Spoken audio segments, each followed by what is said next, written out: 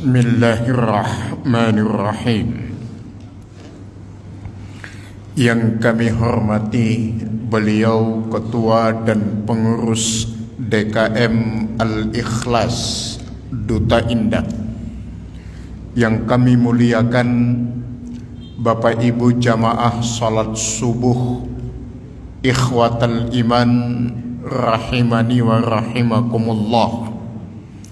Hamdan wa syukran lillahi, salatan wa salaman daimaini mutalazimaini ala khairi khalqillah Muhammad ibni Abdillah sallallahu alaihi wa alihi wasallam.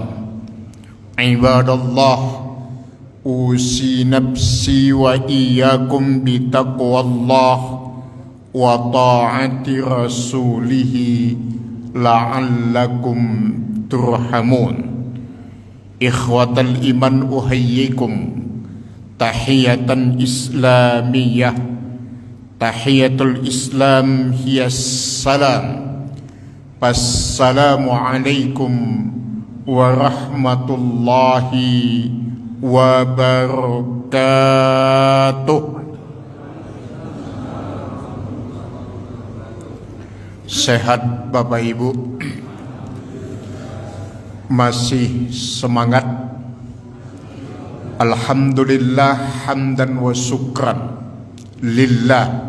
Segala puji dan syukur kita kepada Allah di saat banyak orang lain sibuk dengan kesibukan duniawi. Allah masih memperkenankan kita untuk menyibukkan diri dengan kesibukan ukhrawi.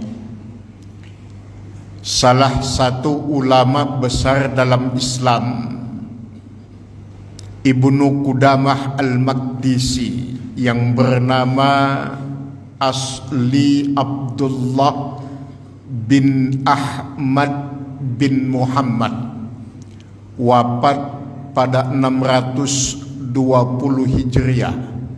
Beliau mengatakan, min alamati i'radillahi anil abdi ayyaja'ala syughlahu fima la yaghnihi. Salah satu tanda Allah mulai berpaling dari seorang hamba ketika Allah menyibukkan hamba tersebut dengan sesuatu yang tidak bermanfaat untuk akhiratnya.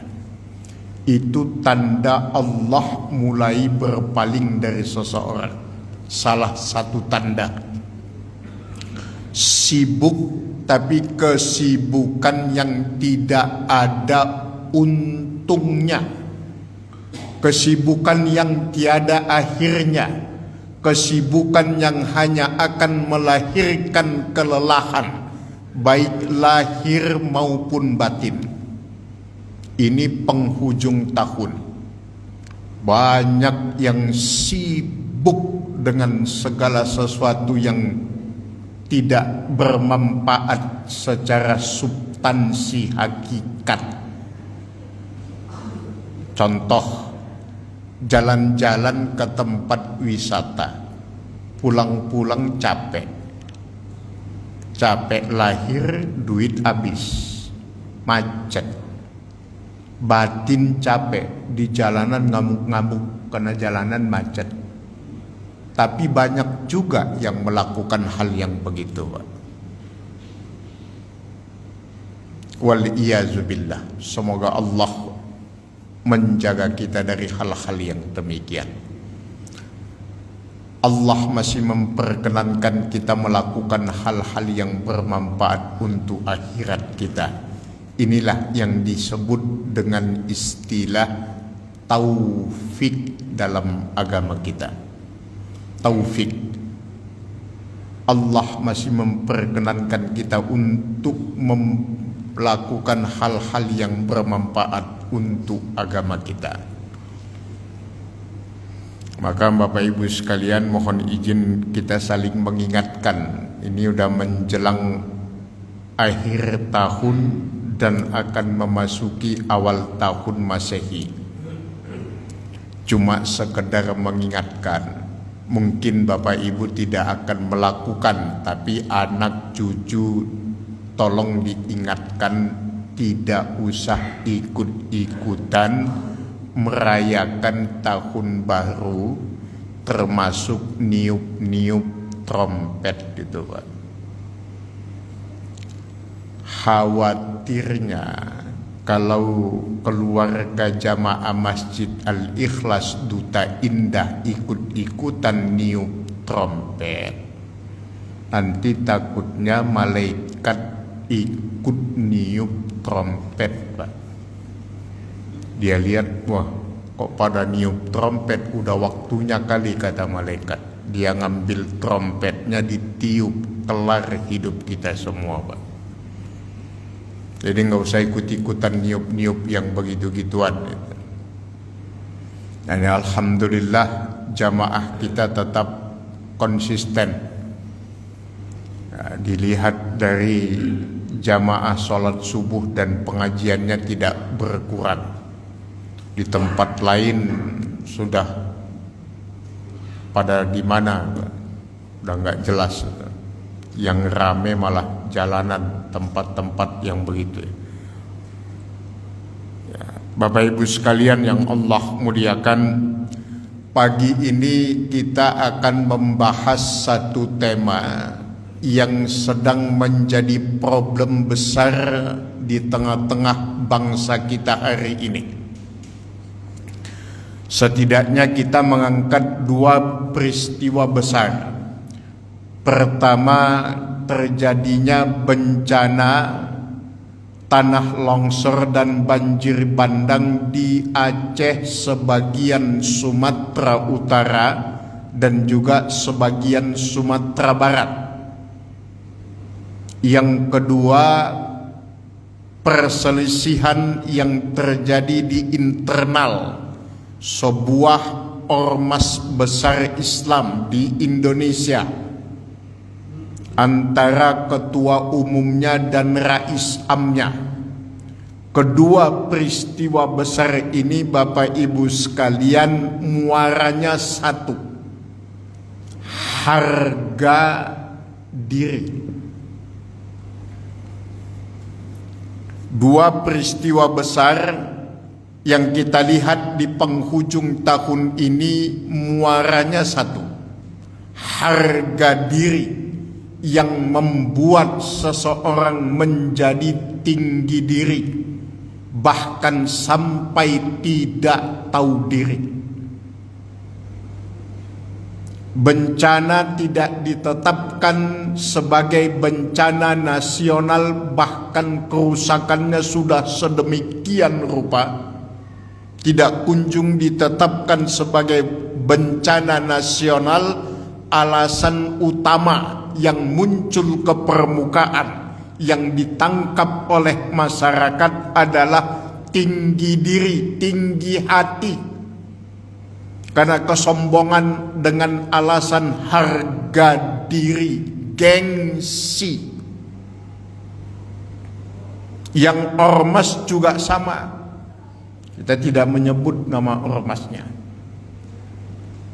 Muaranya sama, dua peristiwa besar ini Bapak Ibu sekalian, yaitu harga diri.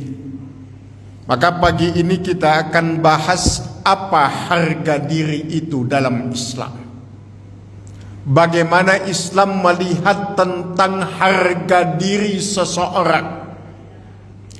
Bapak Ibu yang Allah muliakan, ikhwatal iman, ada tiga istilah penting dalam agama kita. Pertama, iffah. Yang kedua, marwah. Dan yang ketiga, izzah. Iffah, marwah, izzah. Sekilas secara substansial, hakikat ketiga kata ini sama. tapi fakta dan prakteknya berbeda. Iffah itu jaga diri, tahan diri. Marwah itu harga diri. Izzah itu kemuliaan diri. Rumusnya dalam Islam, jaga diri maka dia akan punya harga diri. Kalau sudah punya harga diri maka dia akan memiliki kemuliaan. Orang yang tidak mampu menjaga dirinya maka dia tidak akan punya harga diri. Maka Rasulullah sallallahu alaihi wasallam dalam satu hadis sahih mengingatkan kepada kita, khususnya para orang tua, para suami, jangan pernah melanggar syariat agama di hadapan anak istrimu, sebab itu kelak akan menjadi senjata mereka untuk memukul balik kita ketika kita menasihati mereka. Kalau enggak sholat, jangan depan anak istri. Karena suatu saat ketika kita kelak menyuruh mereka untuk sholat, mereka akan mengatakan, bapak aja enggak sholat.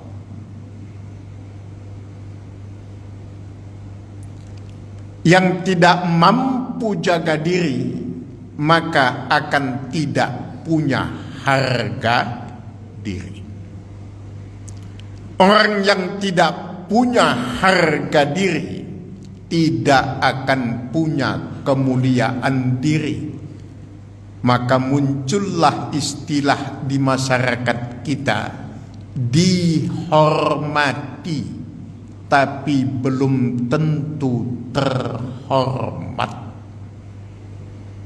Banyak yang dihormati, Pak, tapi belum tentu yang dihormati orang itu terhormat. Buktinya apa? Di depan dia hormat, di belakang nggak ada rasa hormat.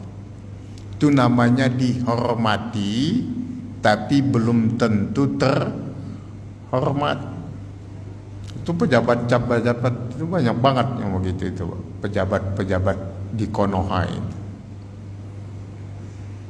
Baru jadi RT, RW, lurah saja, itu tangannya udah nggak kuat buka pintu mobil, udah nggak kuat bawa tas. Baru lurah itu, Pak, belum jadi Fir'aun itu. Wah, kalau jadi Fir'aun, udah gimana bentuknya ini? Nauzubillah. Jadi Bapak Ibu sekalian, rumusnya iffah, marwah, izzah. Iffah itu jaga diri, tahan diri dari segala bentuk dosa dan kemaksiatan. Kalau sudah mampu menjaga diri, maka pasti akan punya harga diri. Orang yang punya harga diri akan punya kemuliaan diri, sekalipun dia tidak dihormati, tapi dia akan tetap terhormat. Sekalipun dia tidak dihormati oleh orang, tapi dia akan tetap terhormat di hadapan Allah Subhanahu wa ta'ala. Jadi Bapak Ibu sekalian yang Allah muliakan, ikhwatal iman, 3 rumus ini: jaga diri, harga diri, kemuliaan diri.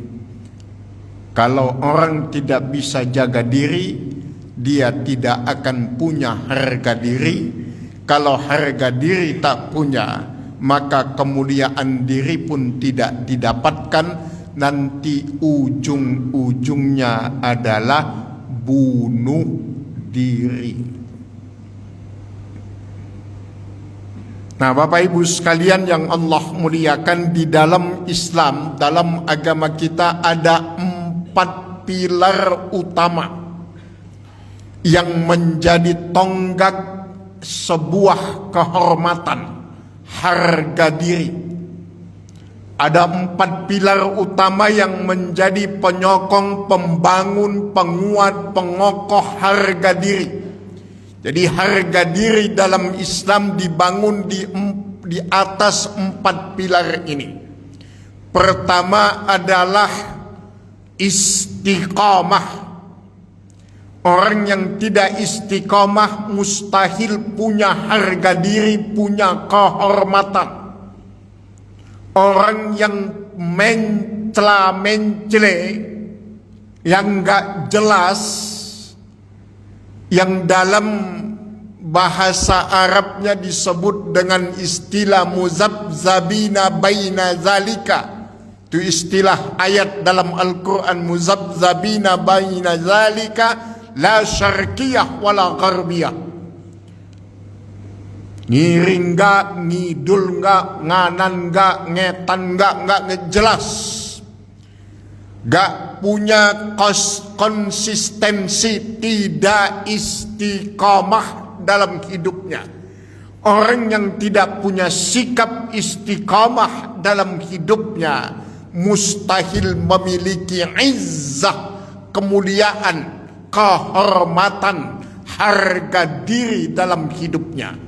Maka Allah tegaskan dalam Quran surat 41 Al-Hijr ayat yang ke-30, innalladzina qalu rabbunallah summastaqamu tatanazzalu alaihimul malaikah alla takhafu wa la tahzanu wa abshiru bil jannati allati kuntum tu'adun.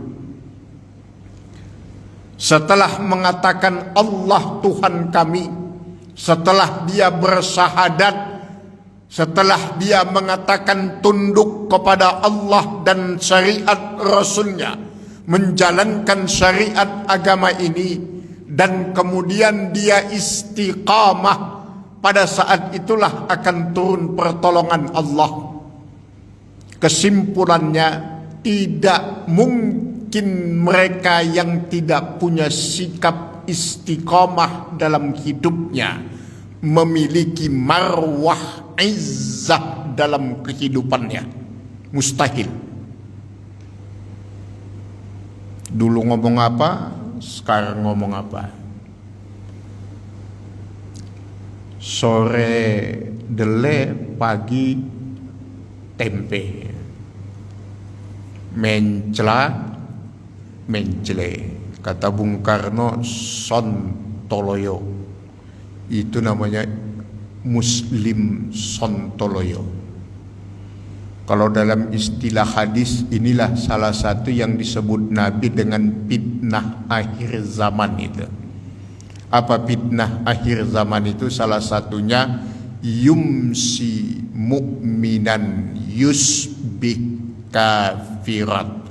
Sore masih muslim, pagi kafir, udah gak jelas, gak ada sikap konsistensi khususnya dalam ketaatan beragama. Orang yang begini ini mustahil punya harga diri. Maka di dalam agama kita, pilar pertama dari yang namanya harga diri dan kehormatan adalah sikap istiqamah.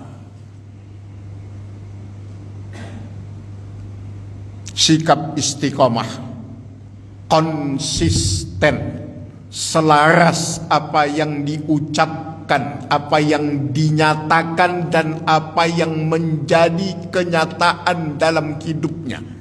Sekalipun semua itu butuh proses, tidak mungkin bisa sempurna. Pasti ada proses Tapi Bapak Ibu sekalian yang Allah muliakan, kaedahnya, tuntunannya jelas dalam agama kita. Ma la yudriku kulluh la yatruku kulluh. Kalau tidak bisa sempurna, jangan tinggalkan sama sekali. Bahasa Jawanya, ngono ya ngono, yen ojo, gak usah gitu-gitu amat jadi orang. Istiqomah itu butuh proses, itu sebuah keniscayaan, Pak. Gak ada orang ujuk-ujuk tiba-tiba langsung istiqomah, itu gak ada. Semua butuh proses, pembiasaan bahasa lainnya. Tapi ya subhanallah, jangan seperti kata Nabi tadi, pagi masih beriman tapi sore sudah kafir. Itu kan jaraknya luar biasa itu, Pak. Berubahnya jauh sekali itu. Dulu ngomong apa, sekarang ngomong apa itu. Jadi Bapak Ibu yang Allah muliakan, pilar pertama sikap istiqomah.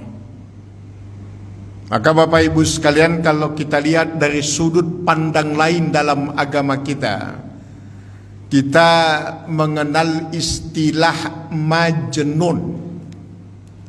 Majnun itu bahasa Arab, bahasa Indonesianya gila. Ini ada dalam hadis sahih riwayat Imam Abu Daud. Hadis dari sahabat Abu Hurairah radhiyallahu taala anhu. Ketika suatu hari selesai sholat subuh seperti ini, Rasulullah sallallahu alaihi wasallam melihat sekumpulan para sahabat sedang menertawakan sesuatu. Jadi ngumpul di satu tempat, lagi pada ketawa, didekati oleh Nabi. Kemudian Nabi bertanya, apa yang sedang ditertawakan? Para sahabat menjawab, ya Rasulullah, ada orang gila sedang ngamuk ya Rasulullah. Itu jawab para sahabat, Pak. Jadi ada orang gila ditonton, Pak.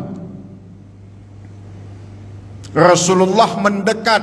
Kemudian betul Rasulullah melihat ada orang yang tampilan secara fisik itu sama dengan seperti kita mengatakan orang gila selama ini. Pakaiannya nggak karu-karuan, badannya kotor dan sebagainya. Sembari tersenyum, Rasulullah keluar dari kerumunan para sahabat dan mengatakan, dia itu bukan orang gila. Tuh, catat Bapak Ibu sekalian, kita catat, dia bukan orang gila, kata Rasulullah. Bal huwal mubtala. Dia itu bukan majnun, tapi mubtala, kata Nabi. Mubtala itu orang yang sedang diuji, orang yang sedang dapat ujian. Apa ujiannya? Kehilangan akal sehatnya.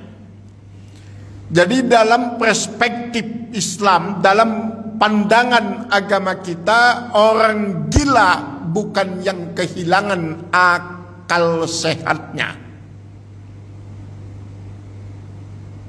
tapi orang gila dalam pandangan Islam adalah orang yang masih punya akal sehat, tapi akalnya tidak berfungsi dalam hidupnya. Gila itu, Pak. Makanya disebut majnun. Majnun itu dari akar kata jannah, sama dengan kata yang membentuk jin, janin, jannah. Majnun itu semua satu akar kata dari kata jannah, artinya samar, Pak. Makanya makhluk samar yang tidak bisa diindra dengan kasat mata namanya jin. Jadi hakikat jin itu nggak bisa kelihatan, Pak. Kalau ada jin kelihatan, ada dua masalah. Yang pertama jinnya bermasalah, atau yang kedua orang yang katanya melihat itu sedang bermasalah. Karena hakikatnya jin itu nggak bisa dilihat. Jadi kalau ada jin kelihatan itu berarti jin galau itu, Pak. Karena memang hakikatnya dia nggak kelihatan, namanya aja jin. Jin itu samar, sama kayak janin, Pak. Dalam perut perempuan, seorang ibu itu memiliki janin tapi nggak kelihatan. Sama halnya dengan jannah. Jannah itu surga, ada tapi nggak bisa diindra kasat mata saat ini. Kalau mau ya nanti di akhirat. Maka orang gila dalam pandangan Islam itu bukan yang kehilangan akal sehat. Bukan secara medis ya Pak. Ini secara hakikat, filosofi dalam Islam. Kalau secara medis sudah clear, jelas itu. Nggak punya akal berarti gila. Tapi mereka yang masih punya akal, akalnya tidak berfungsi dalam hidupnya, itu gila yang sebenarnya itu. Contoh nyata nih Pak. Mohon maaf, beribu maaf. Ketika hidup nggak mau sholat, mati maunya disolatkan di masjid. Tapi waktu hidup nggak pernah ke masjid. Ketika hidup nggak pernah sholat, tapi mati ngapain disolatkan? Bapak Ibu pernah lihat kambing mati? Binatang mati pernah lihat? Ada yang binatang mati disolatkan? Nggak ada. Kenapa? Karena binatang Ustaz, bukan karena binatangnya. Dia juga makhluk Allah. Itu kambing yang menciptakan siapa? Allah. Tapi kenapa kambing mati nggak disolatkan, Pak? Karena sepanjang hidupnya nggak ada kambing sholat, itu nggak ada, Pak. Kenapa manusia mati disolatkan? Karena hidupnya dia, kalau ketika hidup dia nggak sholat, mati nggak usah kalau berani. Kalau pengurus masjid berani, bagus itu. Yang nggak sholat itu mati nggak usah disolatkan, Pak. Yang nggak pernah ke masjid itu mati nggak usah disolatkan di masjid. Oh nggak, hidupnya ya nggak pernah ke masjid, kok tiba-tiba mati dibawa ke masjid. Harusnya begitu. Tapi kan kita makhluk sosial, ya beginilah. Kita kan bicara hakikat ini Pak, bukan bicara fakta kenyataan. Jadi Bapak Ibu yang Allah muliakan, pilar pertama adanya harga diri dalam Islam adalah sikap konsisten, sikap istiqomah, selarasnya apa yang dinyatakan dan apa yang menjadi kenyataan. Sekalipun tetap terbuka ruang untuk perbaikan dalam artian sikap istiqomah membutuhkan proses dalam kehidupan. Yang kedua, yang menjadi pilar harga diri dalam Islam adalah sikap rendah hati.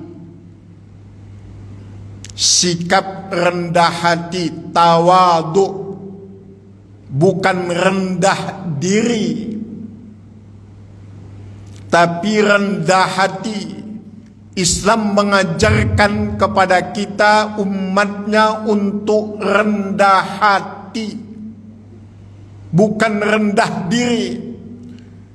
Rendah diri itu dilarang dalam agama kita. Wala tahinu wala tahzanu wa antumul a'launa in kuntum mu'minin. Kamu jangan merasa rendah diri di hadapan orang.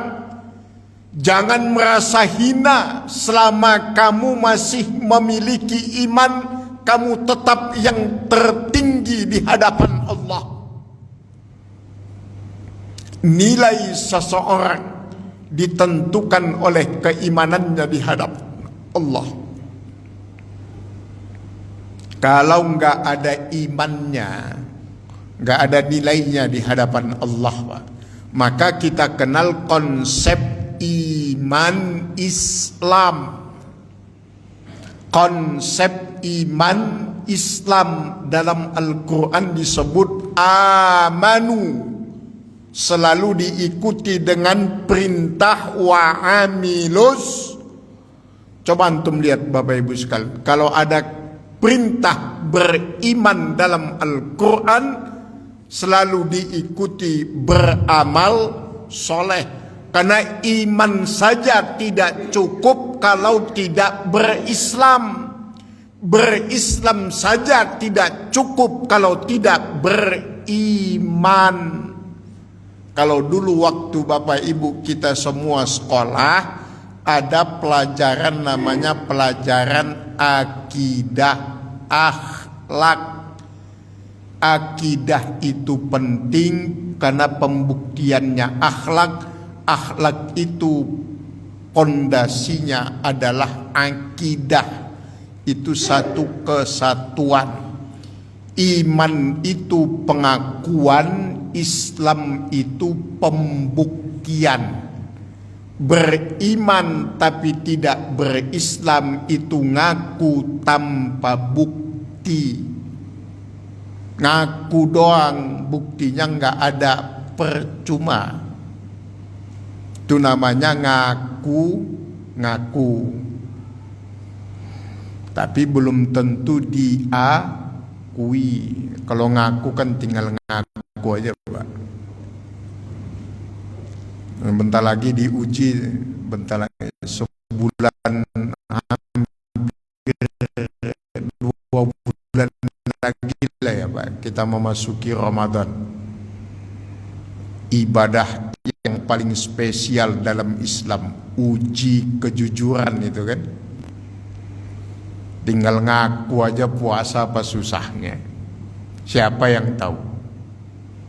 Tapi apakah dia puasa? Wallahu a'lam bishawab. Jadi iman itu pengakuan, pembuktiannya disebut Islam. Dibalik juga nggak bisa, Pak. Ada orang yang Islami tapi tidak beriman, itu namanya pembuktian yang tidak akan pernah diakui. Kan ada orang yang Islami tapi nggak beriman, tapi sering sodako, bayar zakat, sering berangkatkan orang umroh, gitu. Islami tapi nggak beriman. Dulu ada itu Pak, di sebuah ibu kota Konoha itu. Maka Allah tegas mengatakan dalam Al-Quran pada surat Ali Imran, amaluhum kassara, perbuatan orang-orang kafir mau sebesar apapun kebaikan yang dia lakukan, kassara, laksana fata morgana. Dari jauh kelihatan seperti air, didekati airnya hilang, nggak ada manfaatnya, nggak ada gunanya. Maka iman Islam itu penting. Nah, rendah hati, tawadu di dalam Islam adalah merupakan pilar harga diri. Ma naqasa min malin, ma naqasa mal min sadaqatin. Harta tidak akan berkurang karena sedekah, dan seseorang tidak akan rendah ketika dia merendahkan hatinya, kecuali Allah mengangkat derajatnya. Jadi orang yang merendahkan hatinya itu tidak serta-merta merendahkan dirinya. Itu enggak, Pak. Tapi orang yang meninggikan dirinya itu pasti akan rendah di hadapan Allah. Tapi manusia yang merendahkan hatinya di hadapan manusia akan tinggi di sisi Allah. Tapi manusia yang meninggikan dirinya di hadapan manusia akan rendah di hadapan Allah. Apa istilah sekarangnya itu, Pak? Manusia yang suka meninggikan dirinya akan rendah di hadapan Allah. Nah itu yang Presiden Konoha jadikan istilah sekarang. Waktu kampanye diomongkan itu apa itu? Omon-omon. Kalau dulu kita kenal istilah omdo, omong doang. Sekarang istilahnya jadi omon-omon, ngomong aja. Kalau bahasa kasarnya di Jakarta, di Betawi itu ngebacot, ngomong doang. Meninggikan dirinya di hadapan manusia pasti akan rendah di hadapan Allah. Contoh nyata, antum Bapak Ibu sekalian lihat kalau ada orang bakar sampah, api. Orang yang tinggi hati itu seperti asap, Pak, membumbung tinggi ke angkasa. Tapi nanti ujungnya apa? Turun ke bawah, Pak. Kenapa? Karena asalnya dari bawah.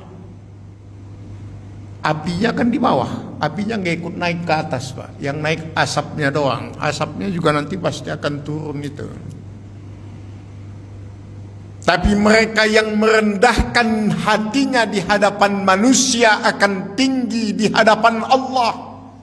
Maka dalam satu syair disebut tawadhu takun kan najmi laha linazirin ala safahatil ma wa huwa rafi'un. Merendah hatilah laksana bintang di langit. Apa maksudnya bintang di langit? Bintang di langit kalau pada malam hari Bapak Ibu lihat di atas kolam, di dalam kolam, bintang itu seakan-akan di dasar kolam, Pak, di dalam. Ada kolam, kita lihat ada bintang, oh bintangnya di dalam air, Pak. Kelihatannya, tapi hakikatnya di langit. Itulah orang yang merendahkan hatinya di hadapan manusia. Seakan-akan terlihat rendah, tapi di sisi Allah justru dia tinggi. Hakikatnya dia tinggi. Hatinya saja yang dia kalahkan. Kesombongannya yang dia kalahkan. Maka pondasi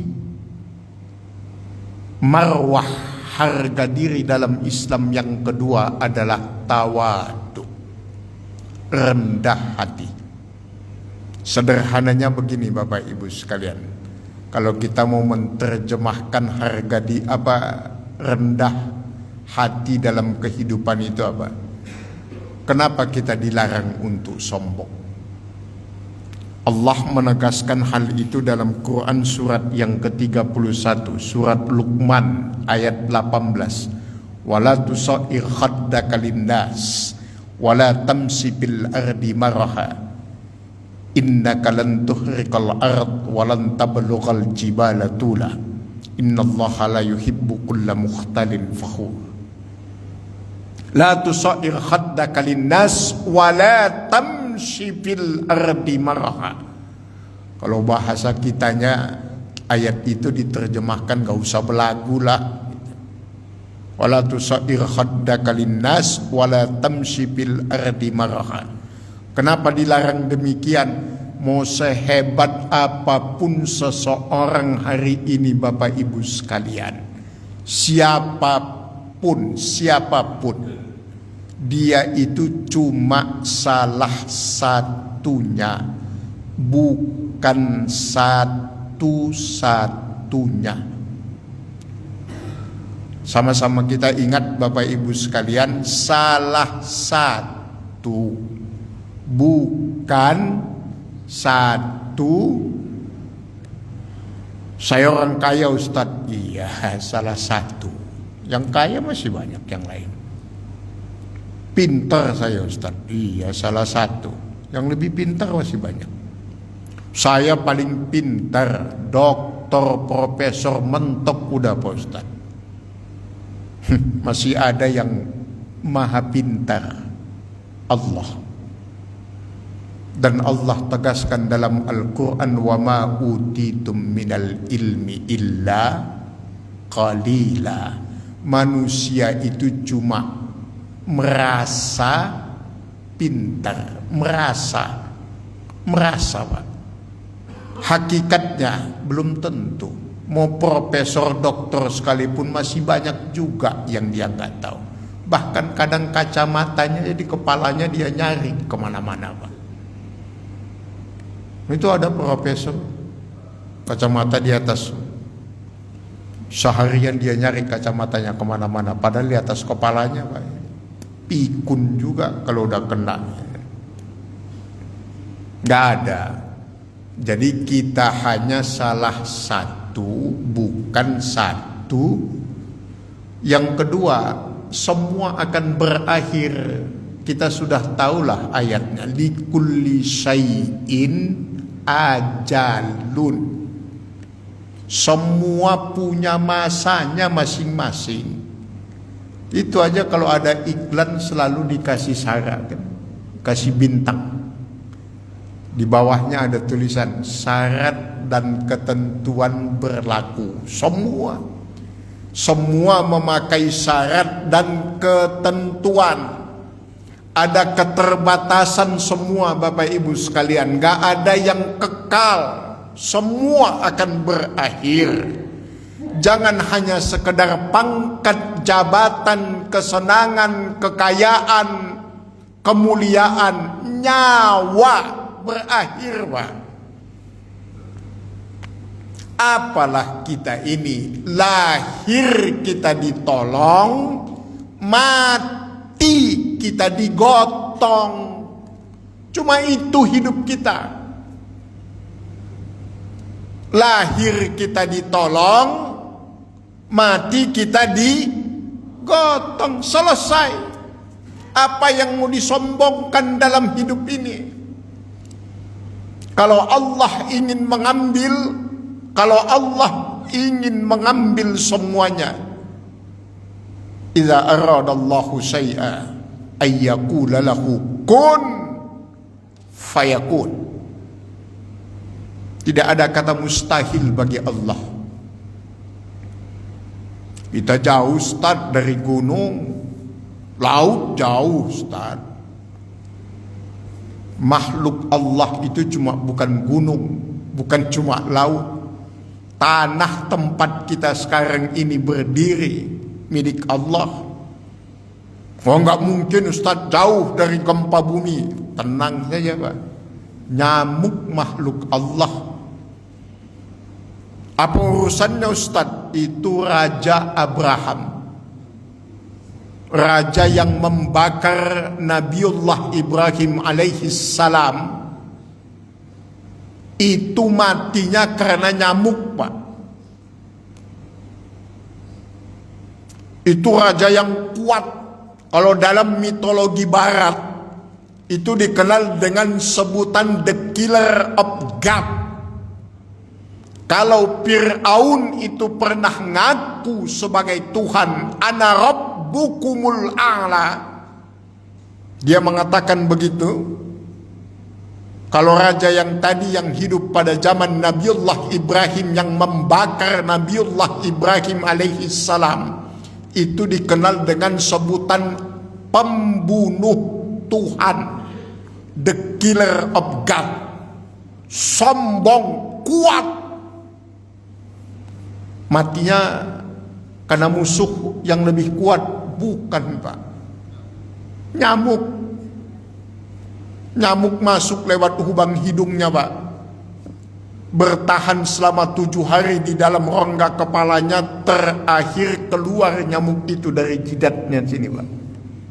Mati raja itu Pak.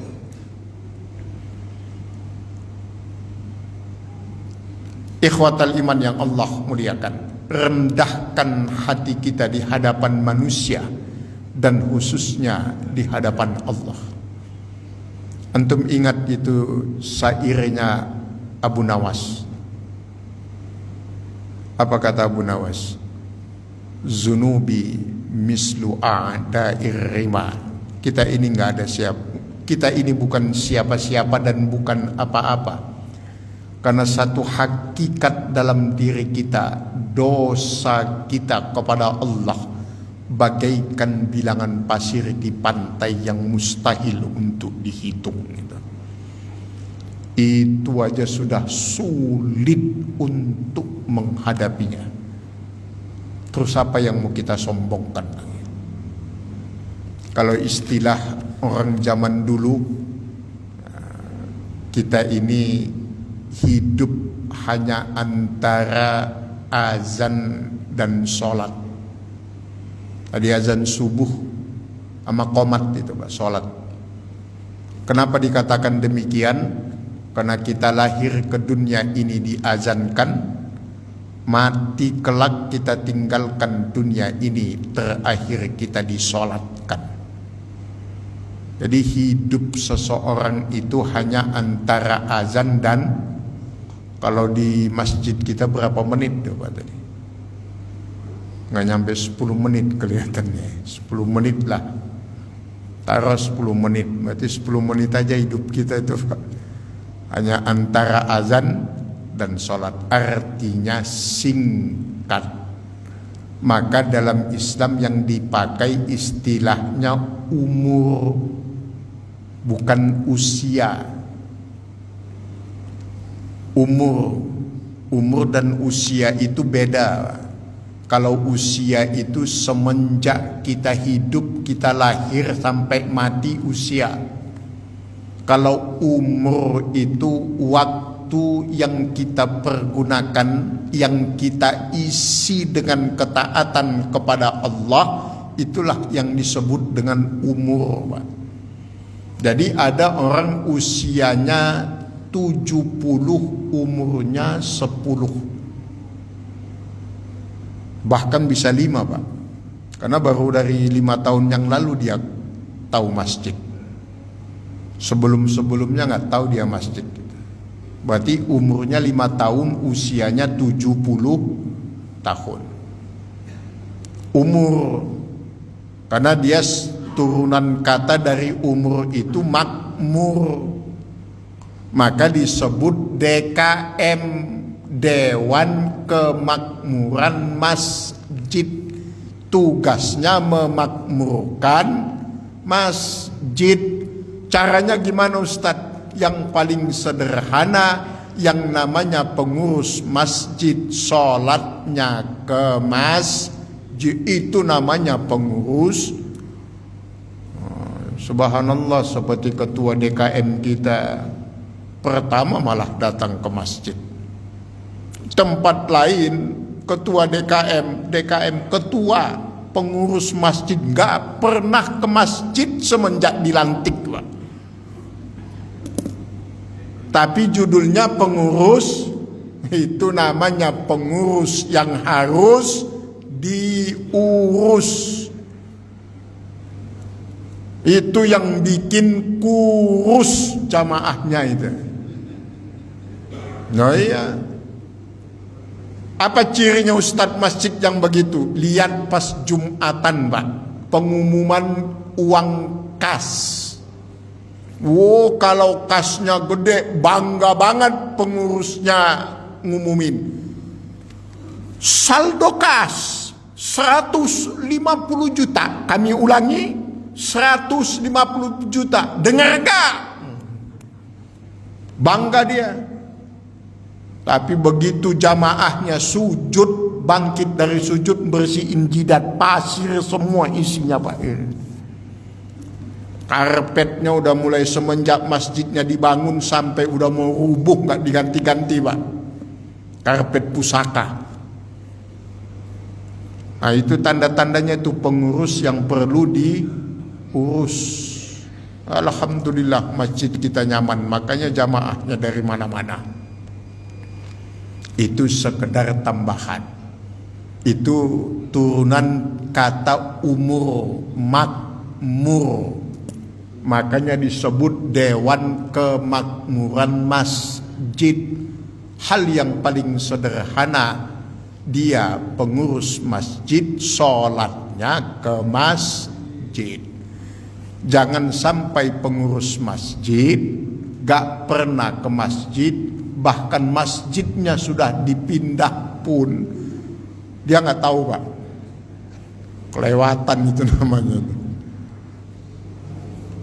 Makanya kalau mau milih pengurus masjid, gak usah neko-neko, gak usah pasang kriteria yang macam-macam, kayak pensiunan pejabat. Wah, gak usah. Kalau mau ngangkat pengurus masjid, ketua masjid, lihat aja siapa yang paling sering ke masjid. Udah, itu aja, Pak. Namanya ngurusin masjid, nggak pernah ke masjid, nggak nyambung itu namanya. Subhanallah, kita bersyukur masjid kita Allah karuniai pengurus-pengurus yang istiqomah.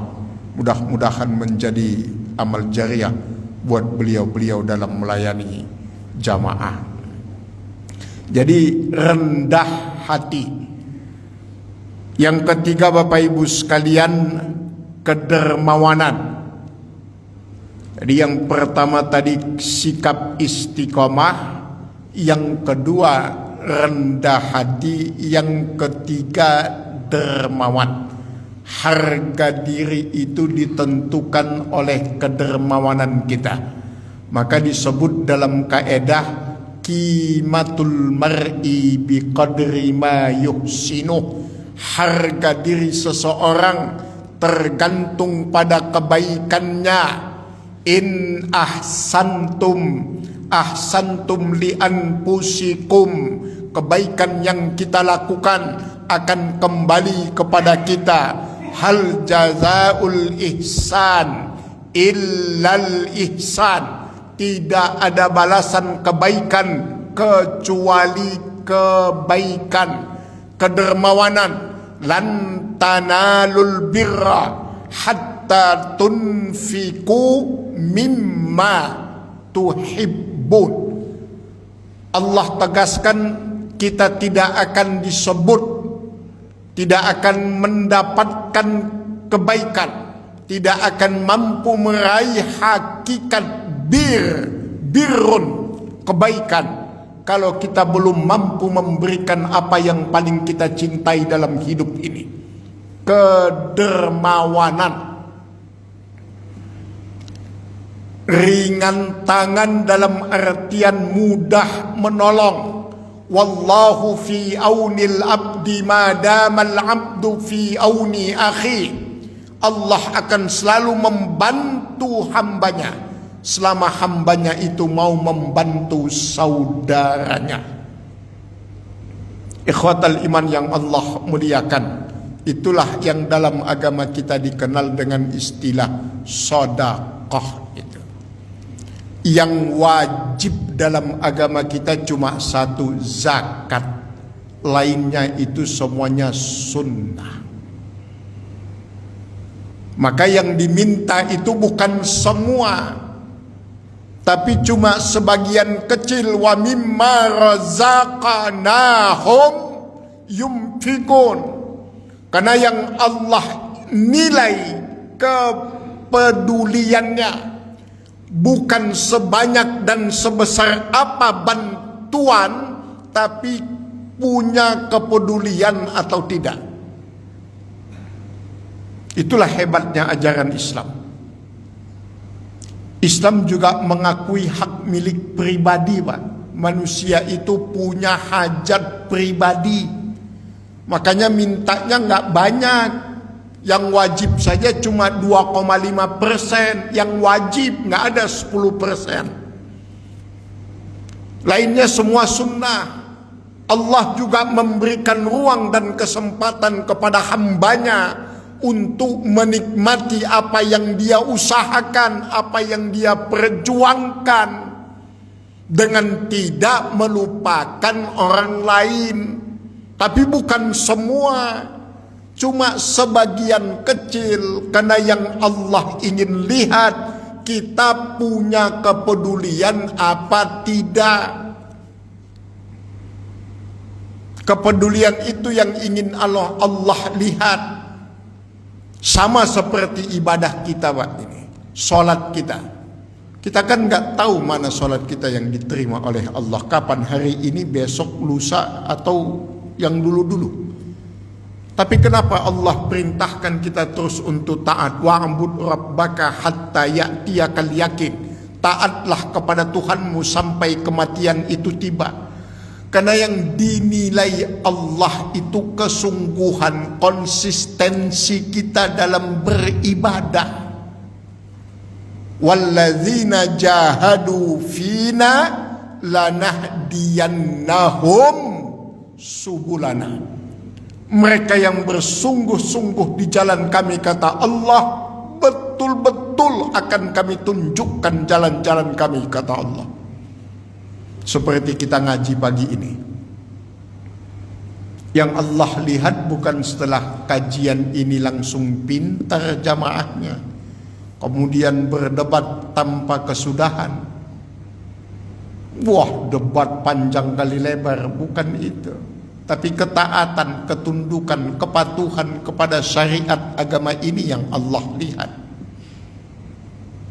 Makanya nggak peduli mau ngajinya gayanya gimana, nggak ada urusan. Mau serius, mau sambil tidur, mau macam-macam lah pokoknya gayanya, nggak apa-apa Pak. Lanjutkan perjuangan. Makanya malaikat tadi pas lewat di masjid kita cepat amat lewatnya ya. Langsung dicontreng aja sama malaikat, nggak dilihat-lihat lagi Pak. Karena kata malaikat, palingan yang ngaji itu juga orangnya. Udah hafal gayanya, si Fulan duduk di pojok, udah hafal malaikat, nggak diliatin satu-satu, udah hafal anggota tetap pengajian udah. Kalau yang biasa-biasa, yang luar biasa itu kan diliatin satu-satu, dicontreng. Ya, kata malaikat, nambah nggak mungkin, berkurang iya. Tapi alhamdulillah konsisten. Jadi Bapak Ibu sekalian, kedermawanan bukan besar kecilnya bantuan, tapi kepedulian Bapak Ibu sekalian, apapun yang terjadi, bukan masalah duniawi saja yang perlu dibangun kepedulian, tapi juga masalah ukhrawi. Jadi masalah kedermawan ini penting Bapak Ibu sekalian, karena ini menjadi tonggak kehidupan di dunia. Maka di dalam konsep ekonomi Islam, keadilan itu menjadi fokus. Keadilan, jangan sampai kekayaan itu hanya berputar di antara sesama mereka yang sudah kaya, tetapi yang belum Allah berikan karunia keberuntungan, kelebihan harta atau kecukupan juga bisa merasakan di Allah takuna dulatan bainal aghniya. Maka orang pelit di dalam Islam itu, coba nanti antum lihat dalam Quran surat At-Taubah, itu selalu menjadi ayat zakat Pak. Maka dulu saya pernah usulkan ke masjid-masjid, kepada DKM ketika Ramadan itu, kalau sudah mendekati Idul Fitri itu nggak usah membacakan himbauan. Di masjid lain ada Pak, setiap selesai tarawih kami umumkan kepada para jamaah yang mau membayar zakat fitrah, panitia standby di pintu masjid sebelah selatan setelah sholat tarawih. Gak usah. Terus gimana Ustadz? Ultimatum, pemberitahuan. Kami pengurus masjid menyampaikan kepada jamaah untuk segera membayar zakat fitrahnya. Kami ingatkan, bagi yang belum membayar zakat fitrah, kami kasih waktu 3 kali 24 jam. Jika tidak dibayar, maka kami akan jemput paksa ke rumah Bapak Ibu sekalian, gitu. Karena perintahnya dalam Al-Quran itu memakai redaksi kata khud. Khud min amwalihim sadaqatun tutahhiruhum. Kata khud itu kalimat perintah dari kata kerja akhaza ya'khuzu. Bapak Ibu lihat dalam kamus bahasa Arab apa artinya? Ambil paksa. Zakat masalahnya Pak, wajib. Ambil paksa. Kenapa ada perintah begitu dalam Islam? Orang kaya harus sadar, itu bukan cuma rezeki yang Allah titipkan kepadanya. Allah juga menitipkan pada harta yang Allah titipkan padanya jatah orang lain Pak itu. Makanya harta itu juga ujian. Jadi setiap harta itu ujian bagi yang diberikan. Salah satu bentuk ujiannya, dia itu mampu bersabar enggak dengan hartanya. Bukan cuma bersyukur. Kalau bersyukur semuanya bisa. Yang sulit itu bersabar. Sabar dalam arti bukan cuma memperturutkan keinginan, bukan cuma memperturutkan kemauannya, tapi juga ingat pada yang lain. Ada hak orang lain di dalam harta itu, Allah titipkan kepadanya. Maka kata kunci dari nikmat harta adalah syukur. Syukur itu lawan katanya kufur. Syukur itu tunjukkan, tampakkan, itu arti syukur Pak. Lawan katanya kufur. Kufur itu sembunyikan, tutupi. Syukur tunjukkan, bagaimana cara menunjukkan harta kita kepada Allah. Rasa syukur kita, pergunakan harta itu di jalan yang Allah sukai.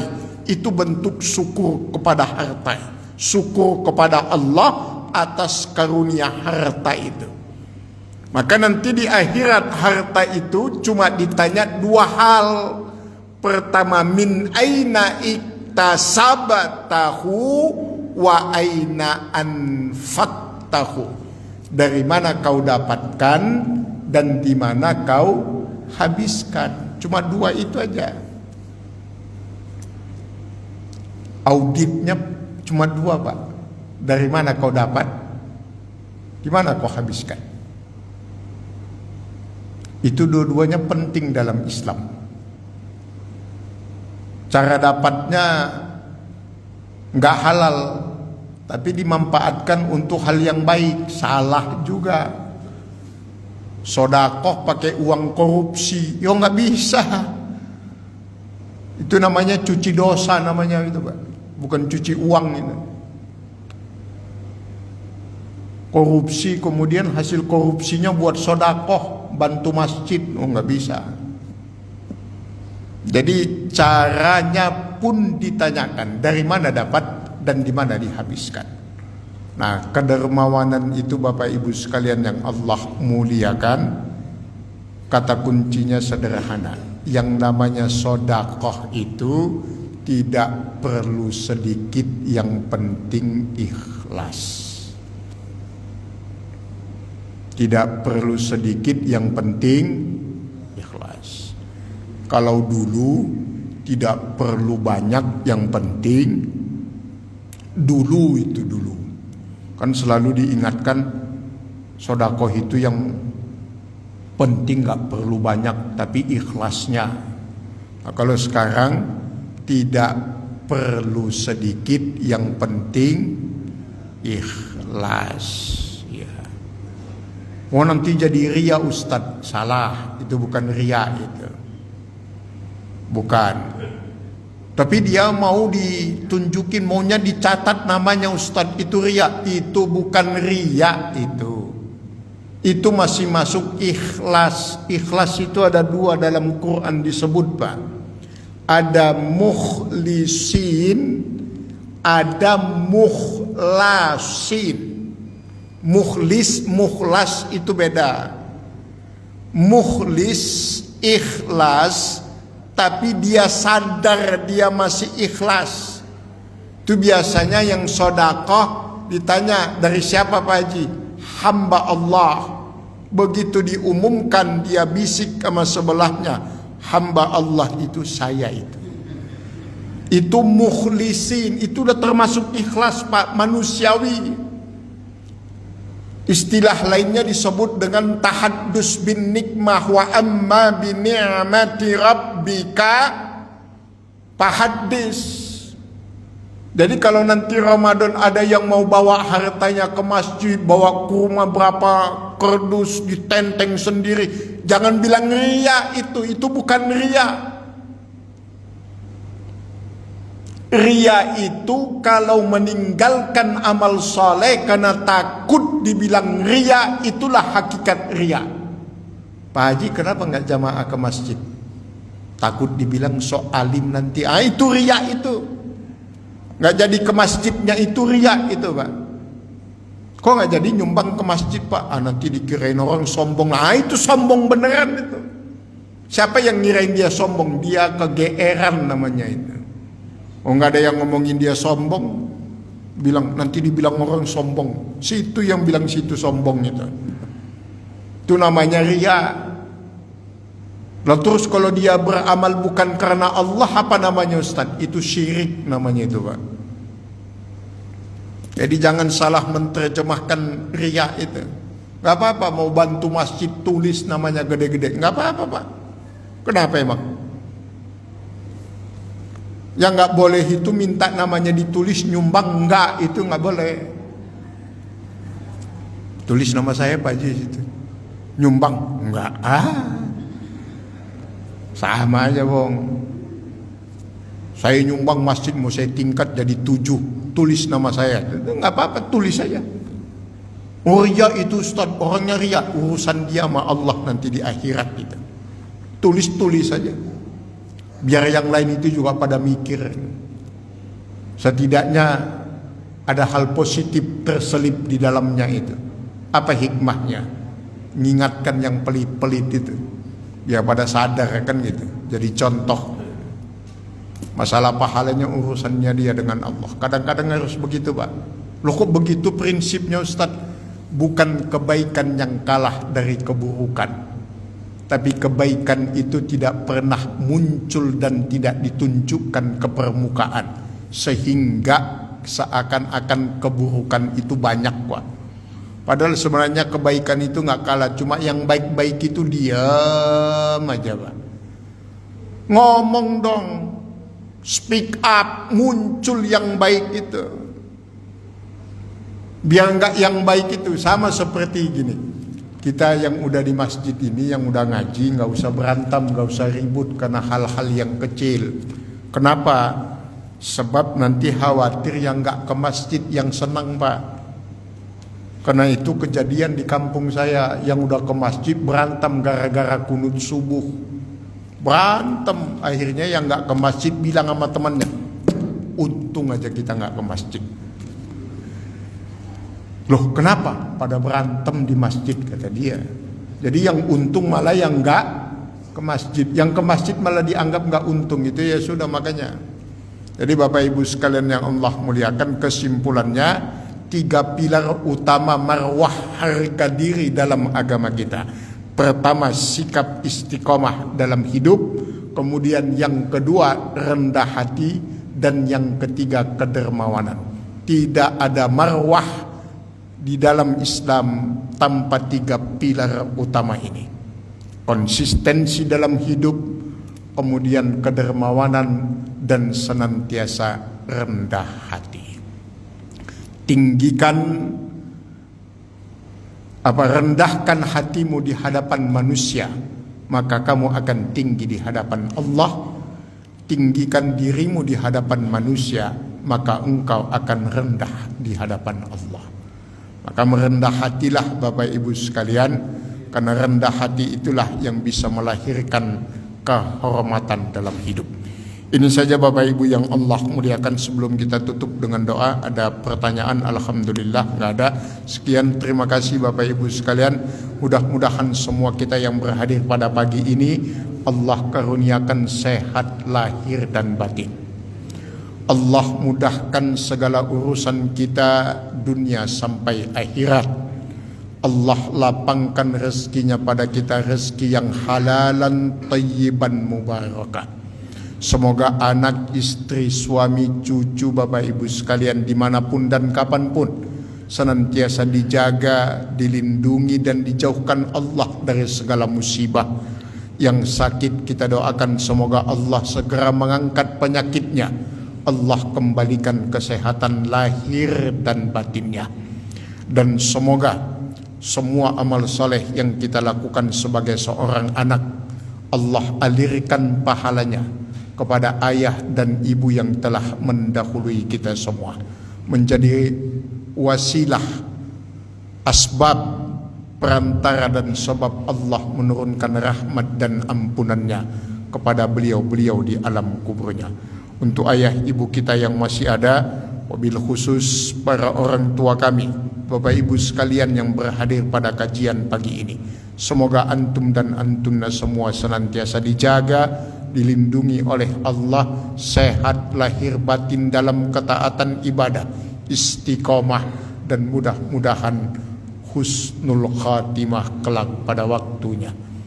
Untuk semua niat, untuk semua doa dan munajat kita yang baik dari tempat yang baik pada waktu yang baik ini, kita mohonkan kepada Allah dengan wasilah membaca Ummul Furqan. Al-Fatihah. A'udzubillahi minasyaitonir.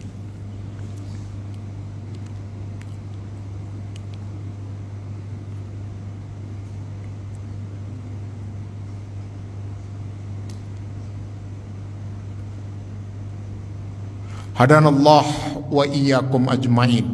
Kita tutup dengan kafaratul majlis. Subhanakallahumma wa bihamdika asyhadu an la ilaha illa anta astaghfiruka wa atubu ilaik. Wal afwu minkum. Summa assalamu alaikum warahmatullahi wabarakatuh.